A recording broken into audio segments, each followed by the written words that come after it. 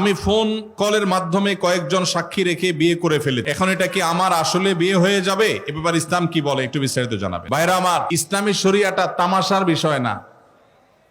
অনেক যুবক প্রশ্ন লেখে যে আমরা আল্লাহকে সাক্ষী রেখে দুজন বিয়ে করে ফেলেছি, আল্লাহকে সাক্ষী রেখে বিয়ে করে ফেলেছি। ভাইরা আমার, বিবাহ বিশুদ্ধ হওয়ার জন্য দুজন সাক্ষীর উপস্থিতি জরুরি। ফোনে বিবাহ বিশুদ্ধ হবে তখনই যখন ফোনের মাধ্যমে কোনো প্রতিনিধি নিযুক্ত করা হবে, সেই প্রতিনিধি ফোনে যিনি তাকে নিযুক্ত করেছেন তার পক্ষ থেকে বিবাহের প্রস্তাব বা সম্মতি দিবে, তখন ফোনে বিবাহ জায়েজ আছে।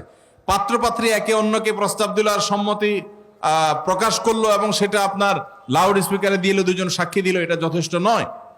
অতএব ফোন কলে এভাবে বিবাহ হয় না। যদি এরকম করে থাকেন কেউ, সে বিবাহ বিশুদ্ধ হয়নি। এই ডিটেইল কারণে বলার সুযোগ আমার নাই, শুধু এটুকু বললাম যে ফোন কলে এভাবে বিবাহ বিশুদ্ধ হয় না।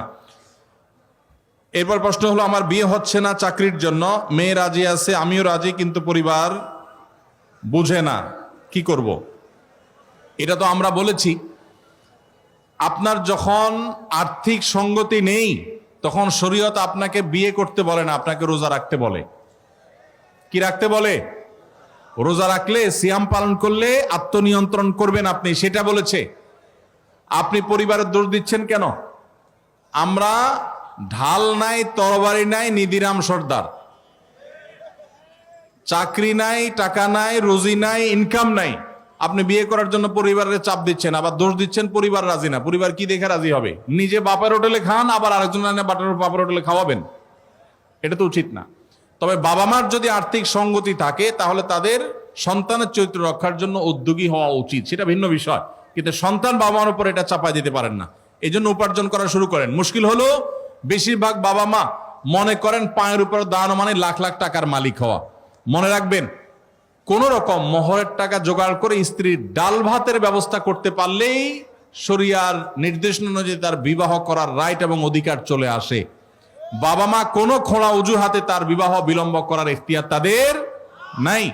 আল্লাহ তাআলা আমাদের মুরব্বীদেরকে আবারও দোয়া করে হেদায়েত নসিব করুন। এরপরে প্রশ্ন হলো, একজন স্ত্রী তার স্বামীকে তালাক প্রদান করেছেন, কিন্তু স্বামী তার স্ত্রীকে তালাক প্রদান করেননি। এখন স্ত্রী আবার তার স্বামীর নিকট ফিরে আসতে চান, কিন্তু তালাকের 1 বছর পূর্ণ হয়েছে, এখন করণীয় কি? প্রথম কথা হলো, তালাকের কোনো উত্তর এইভাবে আমরা কোনো সংক্ষিপ্ত প্রশ্নোত্তরের সেশনে বা কোনো মিডিয়াতে, টেলিভিশনে আমরা দেই না। কারণ তালাকের প্রশ্নের উত্তর নিতে হলে ডিটেইল সব লিখে তারপরে তার উত্তর নিতে হয়। এখানে একটু হেরফের হয়ে গেলে বেশকম হয়ে যায়।